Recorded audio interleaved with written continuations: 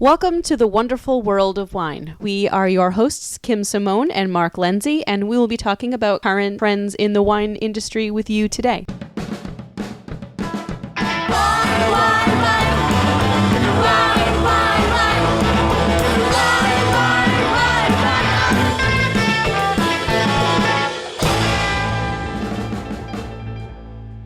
Now, the first topic that we wanted to talk about is something that we've mentioned a few times before, but it is one of the hottest categories that is continuing to grow in the wine market. And so we're going to talk about it again. And it's about red blends, and specifically New World / California red blends. Kim, this red blend trend just keeps going on. It was very interesting how they looked at it from a consumer trending and from a U.S. wine industry trending. And one of the topics they mentioned was the people are buying these red blends because they pair better with rich foods. I don't really see people buying red blends for food pairing, but what did you think of that? I hadn't really thought of that either, although when I go back and I think about, okay, what are the kinds of wines that I would pair with something like barbecue or a stew that maybe has some fruity elements or some sort of sweet element to it, like a barbecue sauce, then yeah, I actually would consider these to be appropriate wines for that. But I definitely see these as more of a, hey, I want a glass of wine, and so you pop this open because it's easy to drink. It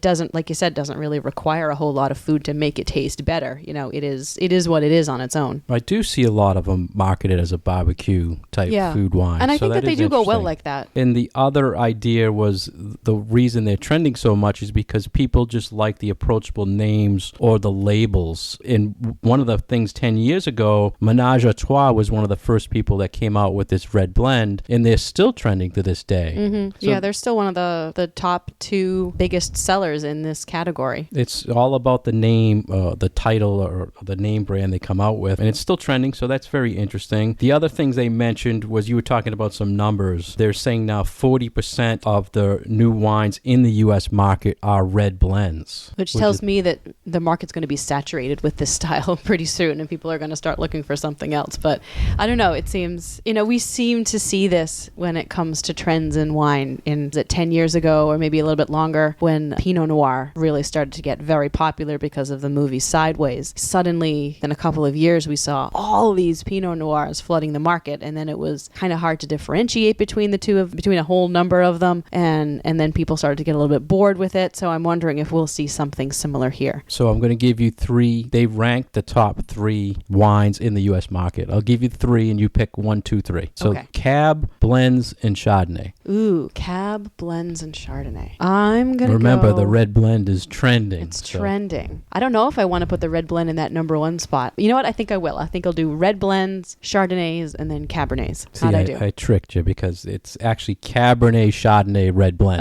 But to put the red blends third above other varietals, like you mentioned, Pinot Noir. Pinot Noir is not on this list, so it is top three in the market. The U.S. market, usually Cab is the big guy, which it is, so it's taken a big chunk. Yeah. So what you're seeing now maybe is a little bit more Cab in these blends. Maybe, but there's something about this style that makes them very approachable for people who maybe don't want to think too much about their wine, or they're just there to have a glass and not necessarily to do all the, I think, mental heavy lifting that people who go to wine tastings and who are really interested in finding out the history and the stories behind their bottles. Sometimes you just want a glass of wine that is yummy and is easy to drink, and I think that this is the style that is filling that need. It was interesting, this article called these the Coca-Colas of wine, which I think is very apt because they do have some noticeable sweetness to them. And if you don't drink a whole lot of wine, you might not notice that it's got sweetness there, but it's certainly there. Yeah, let's talk about that, because they were saying, well, is this a sweetness factor? People are liking red blends. I think that there absolutely is something having to do with these having some sweetness to them. No, it's the funny part to me about it is when people pick up one of these, I'll say, you like sweet wines? And they'll say, well, that's not sweet. So, I mean, that's another whole topic. But to me, they do have a finish of a sweetness that is trending. And what I thought was a generational thing, when you were brought up with the Coca-Cola, you had more of a sweet palate. But we talked about this in the past, and you had stated it's more of a it is generational, but it's trending again. Right. Sweet palate, sweet wines. And I think that just happens with people who are starting to become of age where they are allowed to drink. You don't turn 21, or you're not 21, 22, 23 years old, and you're not going to drink a big glass of Bordeaux Bordeaux. It doesn't work that way. You want to start with something that's really yummy, and then eventually your palate develops so that you're looking for something else and something more interesting and something more complex. But you don't start with those big, heavy tannic reds. It's like starting with espresso when you've never had coffee before. It doesn't work that way. And you see a name, and you see a nice looking label or brand. You can't discount the importance of marketing. So much of the dollars that you spend on that bottle of wine, depending on what the wine is, goes into that marketing budget. And there's really something to be said for paying attention to what is selling, and is it the marketing dollars behind that is helping that. And it's not just about what the flavor of the wine is in the bottle. The other good point I brought to light in this for me was they were saying consumers are more eager to buy these based on the name. They don't care about the grape. They don't care what varietals on. They don't want to learn what grapes are in it or hear what grapes are in it. They just want to blend. Yeah, I think it depends who you talk to. And I heard the exact opposite, talking about, how do we get millennials to drink our wines? And then you hear from that side that says, people, they want the stories behind it, or they want the information. They want to know the people behind it. It kind of like tying it in with craft beer. It's like younger drinkers want to know something about what they're drinking. And this is kind of the opposite of that. So yeah, I don't know. I think there is something to it. If you're new to wine, you might not know of varietals or grapes. So it's a way to get you started into wine. But when you get that geeky thing out and you tell them, by the way, this blend is 75% of this or 20, people really I don't think they care. And they don't match up. From what I find, when you have a red blend section, telling people that this is mostly cab doesn't lead them to another blend that has mostly cab. Right. It is a name thing. And I think too, when people are just starting out, the label helps to sell it, but then at the end of the day, the wine has to taste good to them. And if it doesn't, they're not going to go back to it. But if it does, then they're much more willing to either buy it again or to maybe look for something similar. Yeah, and that's, in the end, that's why we explore all these different things, and why people should really explore different types of blends, because there are different grapes and different percentages. So it makes it very, very interesting. And we think it's fun.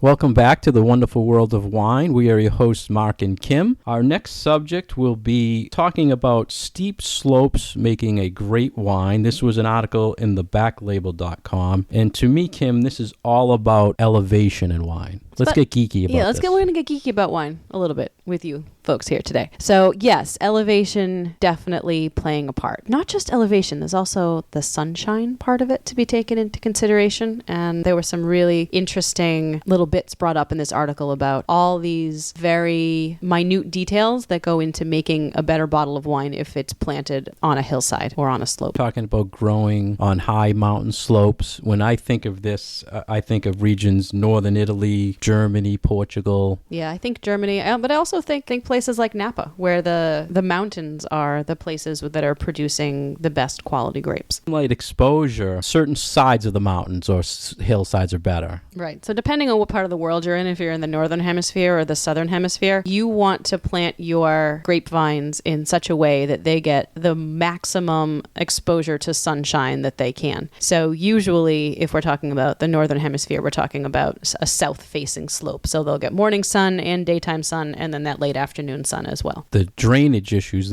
was something interesting. This is really big. We had when in Burgundy, certain sides of the slopes, when there's high amounts of rain, the soil's actually washed down the mountain. So we see these stories where people actually go to the bottom and they collect that soil and they bring it all the way back to the top. Right. We'll see this in Burgundy. We see this in the northern Rhone Valley all the time. It's important to remember that depending on where your grapevines are planted on that slope is also one of the factors that influences the quality. So we talk about this all the time, and especially in our French wine class, that grapevines are kind of a funny plant in that they need to struggle in order to produce the best quality grapes for making the best quality wine. So if you plant them in a place that they've got really rich soil and there's lots of nutrients in there, they're going to just throw up a lot of leaves. They're not necessarily going to produce a lot of really good grapes. But if that grapevine has to struggle for for water and it has to struggle for nutrients, you're getting some really good quality grapes. So that's one of the reasons why these hillside slopes are so good too. It's crazy. You're high totally crazy. altitude, steep slopes. Your nutrients are horrible. Right. It's and hot you in grow the these morning. great It's hot in wines. the day. It's cold at night. You'd think you're stressing this poor plant out, but that stress seems to be what the plant needs in order to produce grapes that we humans really like the taste of that resulting wine. And there's some incredible images because you can't bring tractors on these slopes. You're hand harvesting. They're setting up like, what do you call those? Not a gondola, but a line where they would feed the grapes actually down the mountain. Like in baskets, and then they have to send them down. Or they hand carrying baskets down these mountains. And it's very labor intensive for what you get. So the elevation, years ago I saw this huge thing about altitude being healthier. High altitude wines being healthier for you. Healthier? How do they Yes. determine what's healthier? It has to do with I would assume the grape skins or the Okay. phenols. Yeah. I just saw a whole thing about high altitude wines, and I know a lot of Argentinian winemakers will advertise that as a health benefit. That's interesting. I had not heard that one before. See, I got one up on you. That's, teaching me something well, today. I would assume it's due to what the difference is, how the skins would grow, or it'd be better for you. It'd be Correct? interesting. I've been trying to keep my ear to the ground about that topic. What makes a quote unquote healthier wine? And I remember reading something recently, probably along a similar lines, that when grapes are grown organically, they are again more stressed because they're fighting off predators that they wouldn't normally have to if there were pesticides or herbicides in the vineyard. And then that's another reason why those grape skins might be thicker, tougher, have more of those chemical compounds that then become a health benefit for humans. So I wonder if it's similar to the altitude thing. It's like they're more stressed. Sounds it, yeah. So therefore the grapes have to physically do more work. And this was about very steep sloped wines growing, but you had mentioned Napa, and there's also trends where you're talking Oregon with his hills, and you're talking maybe a 400, 600 foot hill that they'll say it's a high altitude versus, and people can actually taste the difference in something that's grown on a higher elevation than a lower. Have you ever experimented with that at all? No, I haven't. I haven't thought to do that. I think it's interesting. Just they use it as a marketing, we're on this steep 400 foot high hill, but a lot of places in Italy, it's all about the hills and all about the steep slopes, and it does make a difference with the quality of the grapes that are grown. So keep an eye out on this trend and find a nice steep slope wine. I think it's healthy for you. Kim's questioning it, but we'll find out. Welcome back to the wonderful world of wine. We are your hosts, Mark and Kim. And a topic that we wanted to introduce to you today is the idea of a wine being dry or a wine being sweet. Now, sometimes we will talk about these sort of textural elements in a wine when we're teaching a wine class. And one of really the most basic ones is, can you taste if the wine is dry or the wine is sweet? I know we run across this an awful lot, Mark, don't we? Yeah, it's very confusing because everybody perceives sweetness and dryness different. But the geeky part of the wine, I mean, every time you ferment grapes, the sugar turns into alcohol. So there's always some sort of sweetness due to the sugar and what's left over. So they mention a lot of numbers of what you can actually detect in a sweetness. Yeah, I thought this was an article from Wine Enthusiast that we ran across, and I thought this took it to another level in just talking about, it wasn't just, a dry wine doesn't have any sugar that you can taste versus a sweet wine has sugar that you can taste. They really delved into some other things behind it and how your own particular palate might make you notice sugar more in a wine or not. And not only is it your particular genetic makeup, but then there are also other textural factors in the wine that might lead you to not necessarily notice the sugar quite as much. I find that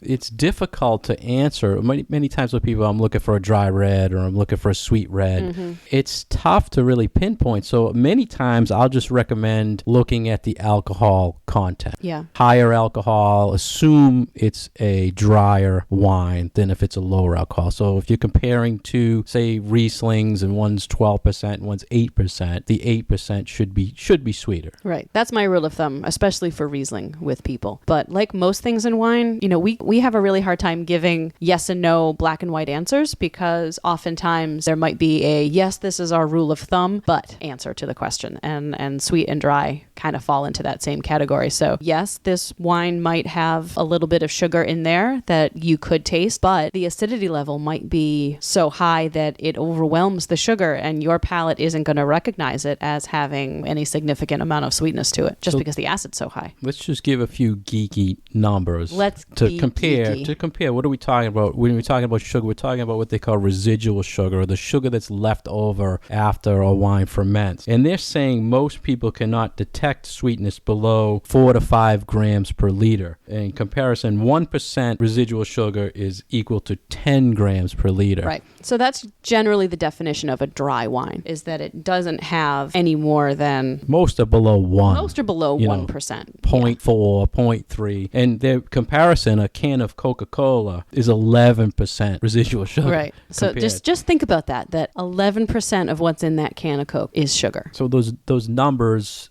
we always talk about this, about companies saying about the residual sugar levels. One of the things they've been doing lately, winemakers for consumers, is putting these little charts on the back of a bottle. Have you seen these? I have. And I think that they're very useful for people. The Riesling people put a sweetness level. So it'll say dry to sweet and rank it where it is on that table. So I think they're very helpful for people who don't want to look at the alcohol content, but it's basically an indication of the alcohol level. And I think that that's helpful for consumers because it's one place that they can look, and they don't necessarily need to have the background knowledge of, I know that an 8% wine is going to have some sweetness to it, whereas 11 or 12%, it might not. I think this is a good way for people to gauge very quickly, this is a style of wine that I'm looking for. They were talking about residual sugar or sugar levels, how they can be balanced off in a wine with the acid level. Yeah, I really love this part of it. So wine always has to have some level of acidity to it, because if it doesn't, it's just not going to taste balanced. It'd be like the equivalent of having lemonade that doesn't have that bite or that kick from the lemon. Like you have the flavor and you have the sweetness, but then it just feels sort of fat and flabby in your mouth. So both red wines and white wines need some level of acidity to perk them up and to give them some structure if they're whites. And that acid has a balancing effect on the sweetness. So you could have two wines technically that have the same level of sugar, but different levels of acid and taste totally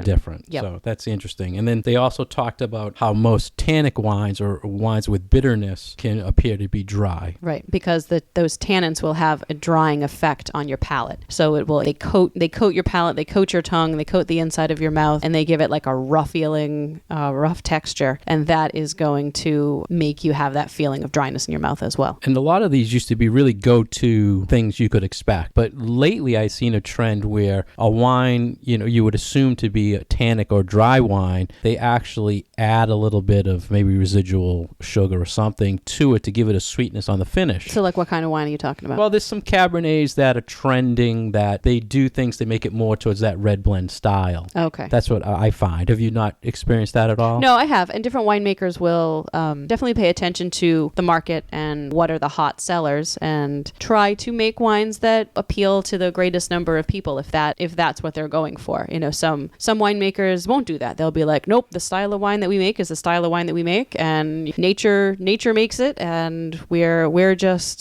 sort of the midwives here. Sticking to a traditional style, where others are following a trend and making that style based on a trend. Now, the last thing I saw in this was ripe fruit in a wine can be detected as dry, even if it's fermented dry. I mean, does that make sense to you, how they were saying this? Yeah, and I actually bring this up with my students a lot when people are just learning how to taste wine, because for me, I try to divide things into flavors and then into textures. So the sweetness and the acidity and the tannins and the alcohol, those kind of all fall in the textural realm. But then wine people need a language to describe what we're tasting and what we're smelling. So then we revert to fruits and flowers and leather and rocks and things like that. And I think that especially when you're beginning to taste wine and think about these things, it's hard for our palates and our brains to think that, this tastes like a raspberry without also associating it with, raspberries are sweet. So sometimes I think that people taste a fruity flavor and immediately associate it with a sweetness because that is how it appears in the real world for you. So you would never eat a peach that didn't have any sweetness to it. You would never eat a strawberry that didn't have any sweetness to it. So then to try to divorce the idea of I'm tasting a strawberry, but it's a strawberry without any sugar can be really difficult to wrap your brain around. So I think that is what they're talking about here, that the idea of having a wine that tastes of very ripe fruit, how is it that you can say, yes, this is really ripe, but I'm not tasting any sugar? So you think people like that surprise that they smell maybe a sweet fruit and then they taste it and it's dry? You think it's more of a shocking to the palate? I think it can be, but I think it depends on your experience level too and your context. And if people have tasted enough wine or drunk enough wine that they realize that it's not going to be a sweet syrupy wine, even though it smells big and fruity, I generally think that people are aware of that. Well, that's the great thing about wine, and it's just what you can perceive as sweet and dry. It's just all about, I guess, telling what type of fruit you would like in the wine. And then what you like is what you like. People might start off liking sweeter wines, but then as their palate evolves or as their intellectual curiosity changes, they want to go try some other things that might not necessarily be that style. So there's wine out there for everybody.